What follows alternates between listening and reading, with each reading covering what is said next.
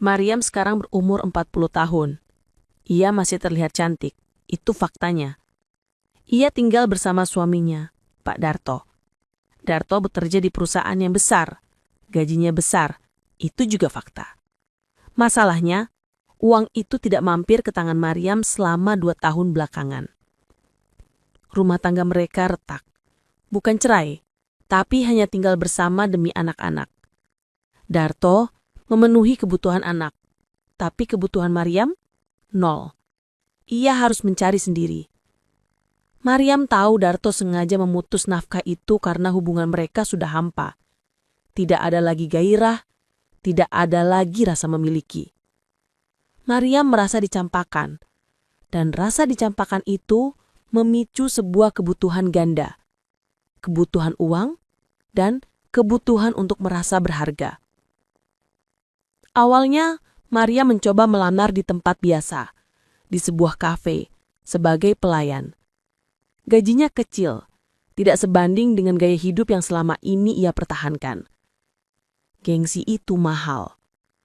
Maryam tidak mau terlihat jatuh di mata teman-temannya yang tahu suaminya berpenghasilan besar. Ia butuh lebih. Suatu sore, Maryam melihat pesan masuk dari seorang teman lama yang bekerja di dunia malam. Tawaran itu datang, menjadi pemandu lagu di tempat karaoke. Kerja santai Maryam, hanya temani ngobrol, serve minuman. Saweran di sana gila-gilaan, kata temannya. Maryam berpikir sejenak. Pekerjaan itu gelap, beresiko. Tapi Darto sudah mengkhianatinya secara finansial, meninggalkannya dalam kesendirian. Apa bedanya? Keputusan diambil. Maryam menerima tawaran itu dengan satu syarat. Darto tidak boleh tahu. Setiap Maryam ingin membahas masalah uang, Darto selalu mengakhirinya dengan cepat dan dingin. Itu terjadi lagi malam itu. Maryam duduk di tepi ranjang. "Mas, aku harus bayar iuran sekolah yang bulan ini. Tambahan uang saku anak-anak juga. Uang dari kamu hanya untuk listrik dan air." Darto hanya membalik badan sambil memegang ponselnya. "Kan sudah kubilang, urus sendiri. Kamu juga punya tabungan. Aku sudah penuhi kewajiban utama." "Tabungan apa, Mas? Sudah lama ludes untuk menutupi kekurangan ini itu. Aku butuh modal, Mas. Aku butuh uang untuk perawatan diri. Aku nggak mau kayak ibu-ibu kusam di rumah." Maryam merasa emosinya naik, tapi ia tahan. Darto hanya mendengus. "Jangan dramatis. Aku sudah cukup pusing di kantor. Cari cara sendiri. Aku nggak bisa diganggu." Percakapan itu adalah pemicu terakhir. Maryam merasa jijik dengan dirinya yang memohon, dan jijik dengan Darto yang begitu pelit akan kasih sayang dan uang. Maryam mulai bekerja sebagai pemandu lagu. Kepada Darto, ia berbohong. Ia bilang ia bekerja di sebuah kafe malam. Kafe itu buka sampai lalut, dan gajinya lumayan. "Jadi aku ambil saja. Aku nggak mau jadi beban kamu terus.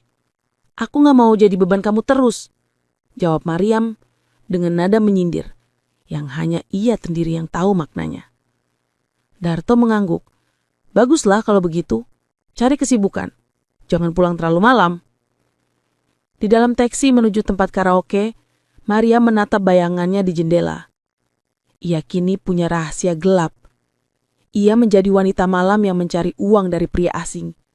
Sementara, suaminya sendiri menelantarkannya. Ini karma. Atau mungkin hanya cara bertahan hidup yang kejam. Yang pasti, ia tidak akan kembali ke posisi memohon. Ia adalah Maryam, dan ia akan mencari uang itu sendiri dengan caranya. Walaupun caranya itu kini berada di batas pengkhianatan terhadap nilai moralnya sendiri. Setiap malam, Maryam benar-benar pergi ke tempat karaoke itu. Ini adalah dunia yang sama sekali berbeda dari kehidupannya sebagai ibu rumah tangga. Aroma parfum kuat bercampur asap rokok, suara musik keras, dan tawa-tawa pria yang terdengar nyaring. Maryam harus beradaptasi cepat. Ia bukan lagi Bu Mariam yang sibuk mengurus anak dan menunggu suaminya pulang. Ia adalah Vina, nama yang ia gunakan di sana. Pekerjaannya, seperti yang dibilang temannya, memang menghibur. Mariam harus duduk menemani, melayani permintaan lagu, dan yang paling penting, membuat tamu merasa istimewa. Tujuannya hanya satu, saweran. Mariam tahu gaji pokok sebagai pemandu lagu itu kecil. Sumber uang besar adalah dari kerelaan tamu memberikan uang tunai langsung ke tangannya sebagai tanda kepuasan. Mariam punya cara sendiri. Ia tidak pernah menawarkan diri secara berlebihan. Ia menggunakan kecantikannya yang dewasa dan kemampuannya mendengarkan. Para pria yang datang ke sana, entah kenapa, seringkali hanya ingin didengarkan. Mereka menceritakan pekerjaan yang melelahkan, istri yang cerewet di rumah, atau bisnis yang sedang seret. Maria mendengarkan dengan sabar, memberikan komentar yang tepat, dan sesekali tertawa kecil yang terasa tulus. Walaupun di hatinya, ia hanya memikirkan nominal di amplop yang akan ia terima. Malam itu, Maria menemani seorang pria paruh baya yang terus mengeluhkan anaknya yang sulit diatur. Pria itu sudah minum cukup banyak. Pria itu menatap Mariam. "Vina, kamu ini enak diajak ngobrol. Istri saya di rumah bukannya mendengarkan, malah menyalahkan terus. Kamu pasti bisa jadi istri yang baik ya?" Mariam tersenyum tipis. "Bapak terlalu baik. Semua masalah pasti ada jalan keluarnya. Mungkin Bapak cuma butuh sedikit waktu untuk santai, seperti malam ini." Kata-kata sederhana itu ternyata berharga. Pria itu mengeluarkan selembar 100 ribuan, lalu diselipkan di tangan Mariam. "Ini untuk kopi manis kamu, Vina. Terima kasih sudah mau mendengarkan." Maria menerima uang itu dengan senyum yang sudah ia latih. Uang itu terasa dingin di tangannya. Tetapi di saat yang sama, uang itu adalah bukti bahwa ia mampu mandiri. Ia bisa mendapatkan apa yang suaminya tidak mau berikan. Namun pekerjaan itu juga menguras energi batin. Setiap pagi, saat ia pulang dan kembali menjadi Mariam, ia akan menatap wajahnya di cermin. Mata itu lelah, jiwanya kosong. Uang saweran itu memang banyak. Terkadang dalam semalam ia bisa mengumpulkan 3-4 kali lipat dari gajinya di bulan sebelumnya. Jumlah itu seharusnya cukup. Tapi Mariam punya masalah. Ia tidak bisa lepas dari gaya hidup lama. Ia butuh baju baru agar terlihat meyakinkan saat bekerja. Ia butuh perawatan mahal agar kecantikannya tidak pudar. Ia butuh terlihat berhasil di depan teman-temannya. Ia tidak bisa menahan diri untuk tidak membeli tas baru atau sepatu bermerek. Uang masuk, tapi uang juga keluar dengan cepat. Mariam duduk di ruang istirahat menghitung uangnya malam itu. Temannya, Rina, mendekat. "Banyak, Mariam? Muka kamu kok tegang gitu?" "Lumayan, Rin. Tapi rasanya kurang terus.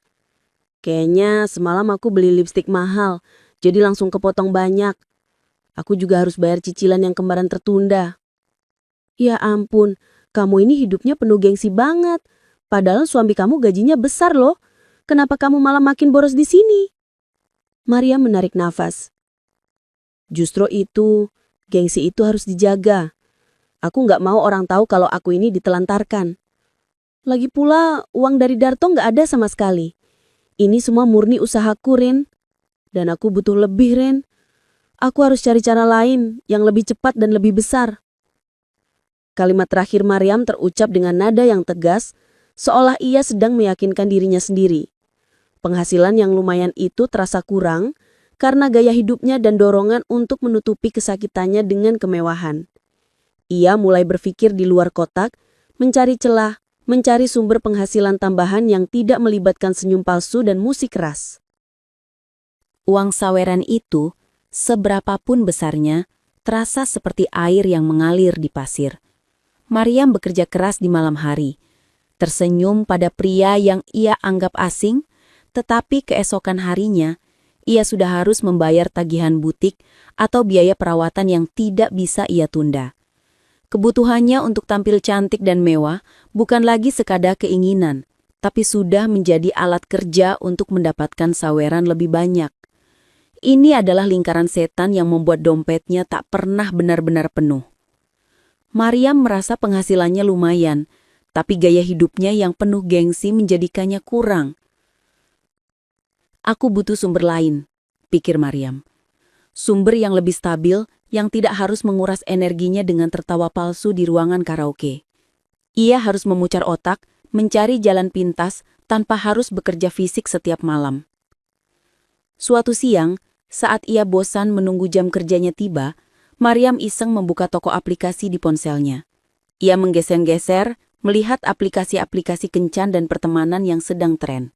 Matanya berhenti pada satu aplikasi, MiChat. Aplikasi perpesanan yang dikenal juga sebagai tempat orang mencari teman baru, atau lebih dari itu. Awalnya niat Mariam murni hanya mencari hiburan. Ia butuh pelarian mental dari kenyataan rumah tangga yang dingin dan pekerjaan malam yang melelahkan. Ia mengunduh MiChat. Saat membuat profil, Mariam menghadapi dilema besar. Ia tidak mungkin menggunakan fotonya sendiri. Itu terlalu beresiko. Jika Darto atau salah satu teman Darto mengetahuinya, rahasia pemandu lagunya bisa terbongkar. Mariam adalah wanita cantik, tetapi kali ini ia memilih jalan lain. Ia memutuskan untuk memasang foto palsu, foto wanita lain yang ia temukan di internet. Sosok yang menarik, misterius, dan terlihat high class. Ini adalah lapisan penipuan kedua yang ia bangun. Tujuan hiburan itu kemudian bergeser.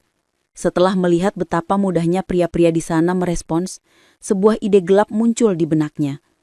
Mengapa hanya mencari hiburan? Mengapa tidak menjadikannya penghasilan tambahan? Pria-pria yang rela menghabiskan waktu di aplikasi semacam ini pasti punya uang. Niat Mariam kini menjadi jelas. Ia ingin mendekati pria, merayu mereka secara daring, dan kemudian memeras mereka. Memeras dalam artian meminta uang dengan alasan yang masuk akal, tanpa harus bertemu secara fisik atau melakukan hal yang lebih jauh. Ia hanya ingin uangnya, secepat mungkin, dan tanpa kompromi. Ia menggunakan kecerdikannya, bukan lagi senyumnya. Mariam menatap layar ponselnya, membaca pesan-pesan masuk dari puluhan pria. Mariam dalam hati sambil mengetik balasan. Darto menelantarkanku. Aku hanya mencari apa yang seharusnya menjadi hakku. Ini bukan dosa. Ini cuma cara cepat untuk menutupi kebutuhan dan menjaga harga diriku. Ia memilih beberapa pria yang terlihat menjanjikan dari profil mereka. Seorang pengusaha, seorang manajer, dan seorang pria yang terlihat kesepian. Ia mulai menjalin komunikasi menggunakan bahasa yang memikat, seolah-olah ia adalah wanita lajang yang rapuh dan butuh perhatian. Setelah beberapa hari, Mariam semakin mahir memainkan peran ini. Pria-pria itu dengan mudahnya terperangkap dalam jaring kata-katanya. Mereka mulai mengiriminya hadiah digital dan bahkan menawarkan untuk mengirimkan uang sebagai hadiah karena Mariam sudah mau meluangkan waktu untuk mereka. Namun Mariam tahu, cara itu terlalu kecil. Ia butuh uang besar. Ia butuh target yang bisa ia perah dengan jumlah yang signifikan. Ia terus mencari, memilah sampai akhirnya ia menemukan satu profil yang terlihat menjanjikan. Seorang pria dengan nama samaran, Pengembara Malam. Profilnya terlihat low profile, tapi gaya bicaranya santai, berwibawa, dan sangat menggoda. Maria merasa ini adalah target yang tepat. Pria ini tampak kesepian dan punya uang, perpaduan sempurna untuk rencana pemerasannya. Mariam fokus pada Pengembara Malam, pria yang ia rasa paling potensial di aplikasi MiChat. Pria ini memang ahli menggoda. Pesan-pesannya sangat halus dan membuat Mariam merasa dihargai. Ironisnya, Mariam, yang di rumah diacuhkan suaminya, kini mendapatkan perhatian intens dari pria tak dikenal ini. Perhatian ini, meskipun palsu dan hanya melalui layar ponsel, memberikan kepuasan tersendiri. Ini menguatkan justifikasi Mariam untuk melanjutkan rencananya. Pada suatu malam, saat Mariam baru pulang dari tempat karaoke, ia melihat pesan baru dari Pengembara Malam. Setelah kita ngobrol cukup lama, saya merasa sangat nyaman, Angel. Kamu seperti menemukan kembali sisi romantis yang sudah lama saya lupakan. Saya ingin bertemu, secara langsung. Saya ingin melihat senyummu yang manis itu. Maria membaca pesan itu sambil tersenyum sinis. Ketemu. Bagus. Ini saatnya dia mengeluarkan uang. Mariam tidak langsung setuju. Sebagai penipu, ia harus memainkan perannya. Ia membiarkan pria itu menunggu beberapa jam sebelum membalas, seolah ia adalah wanita yang sibuk dan berharga. Mariam membalas pesan berlagak ragu. Saya menghargai niat baik Anda, Tuan, tapi saya tidak sembarangan bertemu orang. Apalagi saya ini wanita profesional. Waktu saya sangat berharga. Jika Anda ingin bertemu, tentu ada biaya waktu yang harus Anda siapkan. Mariam langsung masuk ke inti tujuannya. Ia tidak mau berputar-putar. Ia harus segera mendapatkan uang itu. Pria itu merespons dengan cepat. Tidak terkejut sama sekali dengan permintaan uang. Hal ini semakin meyakinkan Mariam bahwa targetnya tepat. Pria ini punya uang dan bersedia membayar untuk kesenangan sesaat. Tentu saja, Angel. Berapa tarifnya? Sebutkan saja. Saya akan pastikan kamu merasa dihargai dan waktu kamu tidak terbuang sia-sia. Maria mengambil nafas dalam-dalam. Ini momen penentuan. Ia memutuskan untuk memasang tarif yang sangat tinggi. Nominal yang jika ia minta dari suaminya, pasti ia akan mendapatkan tatapan jijik. Nominal yang akan menutupi semua kebutuhan bulanannya, bahkan dengan sisa. Ia sengaja memasang harga selangit, bertujuan memeras habis-habisan. Baiklah, karena ini pertemuan pertama, dan saya harus mengorbankan waktu yang sangat penting, saya meminta 5 juta rupiah untuk pertemuan singkat. Bagaimana, Tuan? Terlalu tinggi? Ia mengirim pesan itu dengan jantung berdebar. Jika pria itu menolak, ia akan rugi waktu. Namun jawaban pria itu datang dan membuat Mariam terkejut. Angka yang wajar untuk wanita sekelas kamu, Angel. Saya setuju. Uang itu akan saya siapkan. Sekarang, kita tentukan tempat dan waktunya. Saya harap kamu tidak membatalkannya. Mereka kemudian mulai membahas detil pertemuan. Mariam bersikeras bertemu di sebuah restoran mewah yang jauh dari rumahnya dan tempat karaoke-nya. Ia harus memastikan identitas aslinya aman.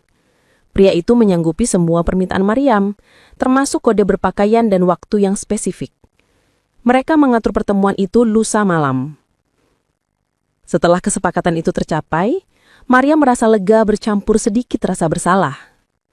Ia akan mendapatkan uang yang ia butuhkan, tanpa harus tersenyum pada pria mabuk di ruang karaoke. Ia mematikan ponselnya dan berbaring. 5 juta rupiah. Uang itu adalah pembalasan atas 2 tahun penelantaran finansial suaminya. Mariam tertidur dengan rencana pemerasan yang sudah matang di kepalanya. Pertemuan itu adalah jembatan menuju uang besar. Hari pertemuan tiba. Maria mempersiapkan diri dengan sangat hati-hati. Ini bukan sekadar pertemuan biasa. Ini adalah operasi pemerasan yang berharga jutaan.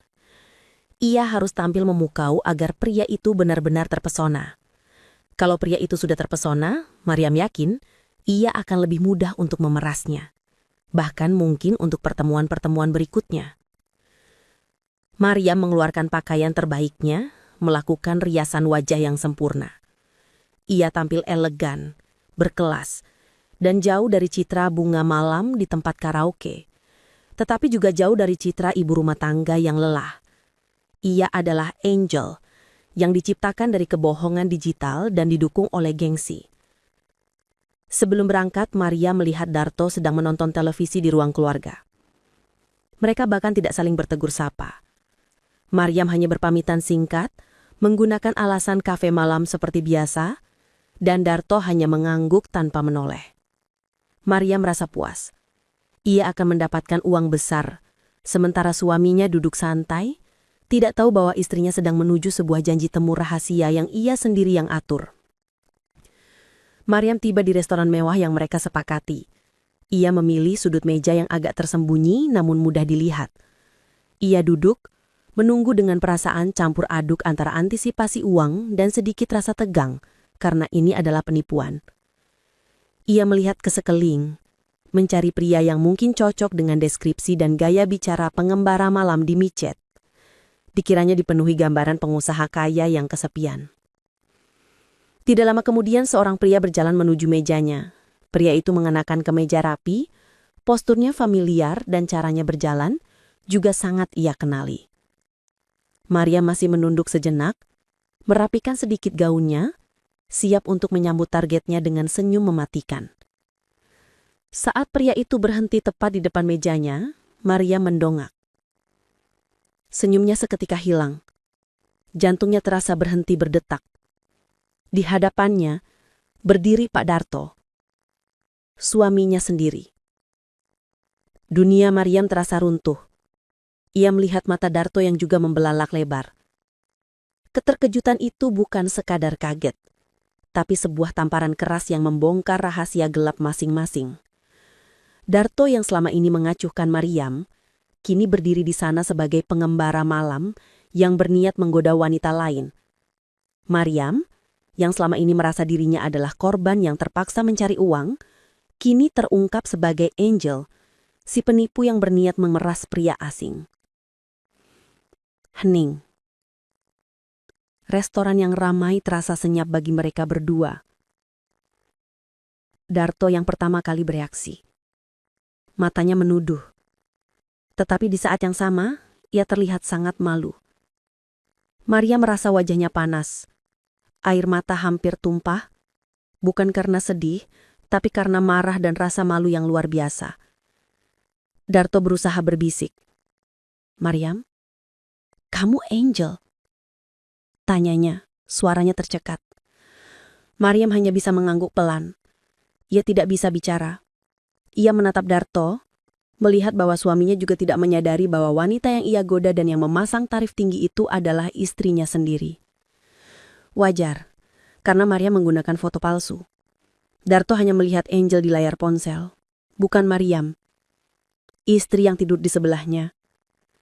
Mereka berdua sekarang duduk, tanpa mengeluarkan kata-kata.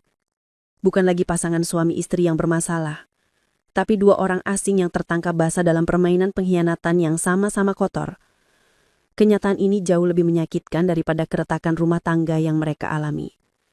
Mereka bukan hanya terpisah, mereka kini menjadi cerminan buruk satu sama lain. Keterkejutan hebat itu segera berganti menjadi kemarahan dan rasa malu yang mendalam. Mereka berdua sama-sama merasa terpojok. Mariam dan Darto memutuskan untuk pindah dari meja tengah ke sudut yang lebih privat, jauh dari pandangan orang. Mereka duduk, saling menatap, tetapi tidak ada lagi kemarahan buta. Yang ada hanya rasa sakit dan penyesalan. Darto adalah yang pertama memecah keheningan. Nadanya terdengar kecewa, bukan hanya pada Mariam, tapi juga pada dirinya sendiri. "Kenapa, Mariam? Kenapa kamu sampai harus main micet dan memeras orang? Apa yang kurang dariku? Kamu kan bilang kerja di kafe." Mariam menarik napas, matanya membalas tatapan Darto dengan tajam. "Kenapa, Mas? Sekarang kamu tanya kenapa? Harusnya aku yang tanya. Kenapa kamu main micet dan menggoda wanita yang kamu sebut Angel ini? Kamu kan bilang sibuk kerja." Darto terdiam sejenak. Ia tahu Mariam benar. Ia tidak bisa menuduh tanpa mengakui kesalahannya sendiri. Aku kesepian, Mariam. Rumah kita dingin. Aku butuh perhatian. Aku butuh rasa dihargai. Aku nggak tahu kalau itu kamu. Aku bener-bener nggak tahu." Mariam merasa hatinya perih. "Aku juga kesepian, Mas. 2 tahun kamu cuek, kamu pelit uang, pelit kasih sayang. Aku butuh uang, Mas. Aku butuh uang untuk hidup, untuk menjaga gengsi kita. Kamu pikir aku mau kerja di tempat karaoke? Kamu pikir aku mau memeras orang di micet? Aku melakukan semua ini karena kamu menelantarkan aku secara finansial." Pengakuan itu keluar dengan lugas. Darto kini tahu rahasia gelap Mariam. Ia bukan hanya penipu di micet, tapi juga pemandu lagu di karaoke. Darto merasa tertampar oleh kenyataan pahit itu. Semua yang mereka lakukan adalah reaksi berantai dari keretakan hubungan mereka. Mereka melanjutkan perbincangan. Ini bukan lagi pertengkaran, tapi semacam sesi interogasi timbal balik yang jujur. "Kenapa kamu berhenti kasih aku nafkah, Mas? Kamu tahu itu hakku." "Aku marah, Mariam. Aku kecewa. Kita hidup di bawah satu atap, tapi terasa seperti orang asing.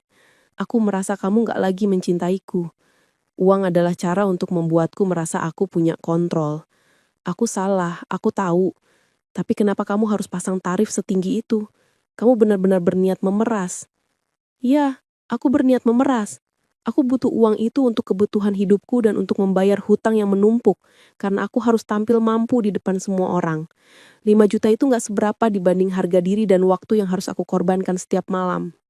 Setelah semua terungkap, ada jeda panjang. Tiba-tiba mata Maryam berkaca-kaca, bukan karena marah, tapi karena melihat kerapuhan Darto.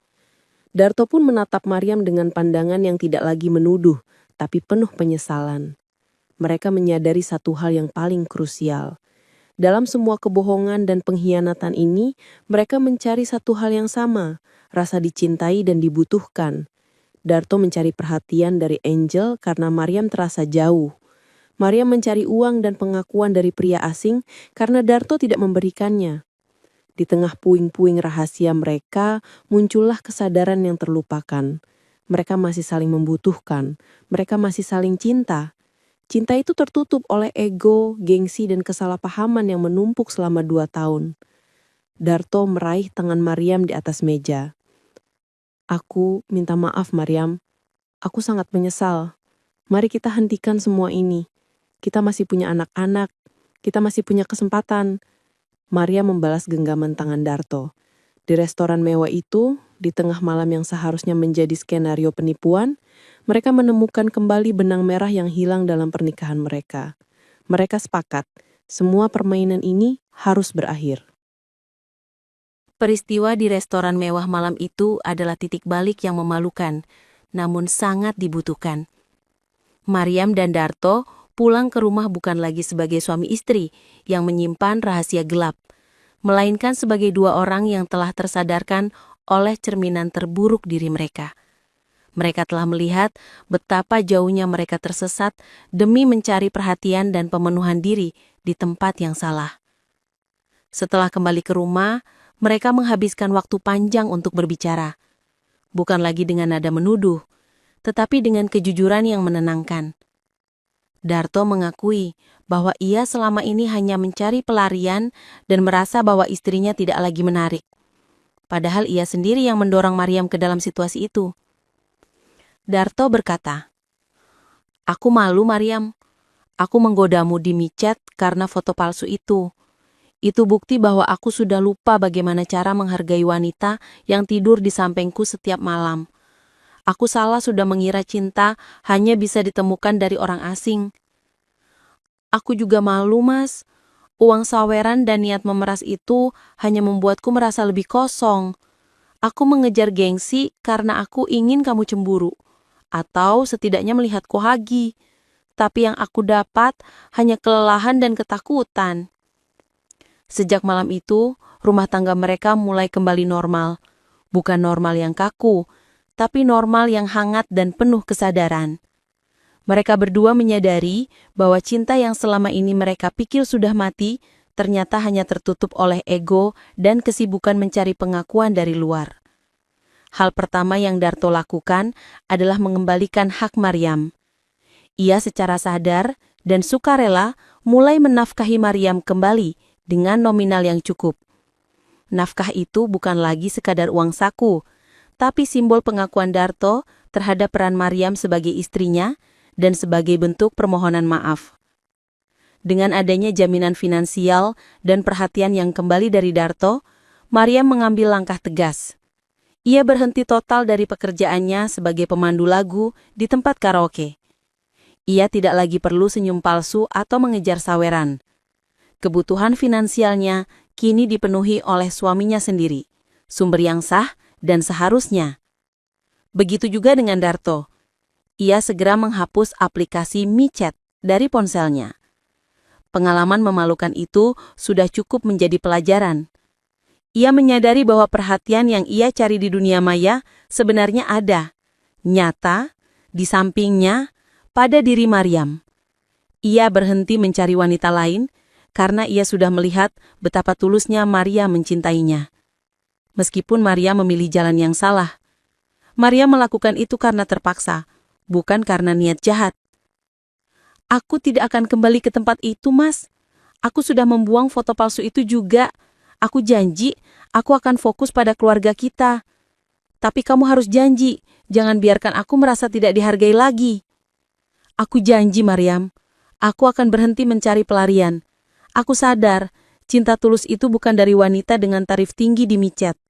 Cinta tulus itu ada di matamu, di rumah ini. Mari kita rawat lagi. Rumah mereka kini dipenuhi kasih sayang yang baru, yang lahir dari kejujuran dan trauma bersama. Mereka tidak lagi hidup bersama demi anak-anak, tetapi karena mereka kini benar-benar ingin bersama. Peristiwa perselingkuhan secara emosional dan pengkhianatan secara finansial itu menjadi pelajaran termahal yang membuat mereka menyadari bahwa pernikahan mereka masih berharga dan masih bisa diselamatkan.